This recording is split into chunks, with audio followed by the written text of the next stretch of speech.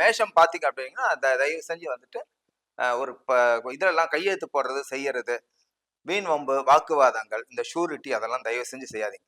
இரவு நேரம் வந்துட்டு பயணத்தை வந்துட்டு அதாவது நீங்க வாகனம் ஓட்டாதீங்க. மேஷ ராசிக்காரங்க தயவு செய்து இந்த ஏர்நாடு சனிக்கு இரவு நேர வாகனத்தை ஓட்டுவதை தவிர்க்கலாம். இரவு நேரம் லாங் டிரைவ் சொல்லுவோம் பாத்தீங்களா, லோக்கல்லாம் ஓட்டலாம், பிரச்சனை கிடையாது. அது போல ஷூரிட்டி எல்லாம் தயவு செஞ்சு போடாதீங்க. ஏர்நாடு சனி முதல் டைம் அதுதான் பண்ணுவாரு.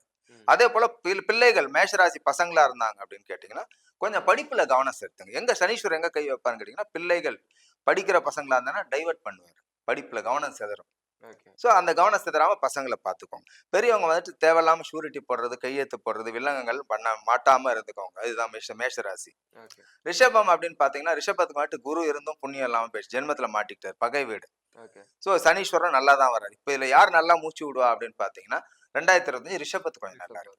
ரிஷபத்துக்கு நல்லா இருக்கு, அட்டகாசமா இருக்கு. ரிஷபத்துக்கு கொஞ்சம் குழப்பங்கள் மட்டும் லைட்டா இருக்கும், சின்ன சின்ன குழப்பங்கள், குடும்ப குழப்பங்கள், சின்ன சின்ன குழப்பங்கள் கொஞ்சம் இருக்கும். அதே போல வந்துட்டு பொருளாதாரம், எதிர்பார்க்காத பொருளாதாரம் வந்துட்டு ரிஷபத்துக்கு இருக்கும். இப்ப மேஷத்துக்கு நம்ம பொருளாதாரம் சொல்ல, மேஷத்துக்கு வந்துட்டு பொருளாதாரம் நல்லா இருக்கும்.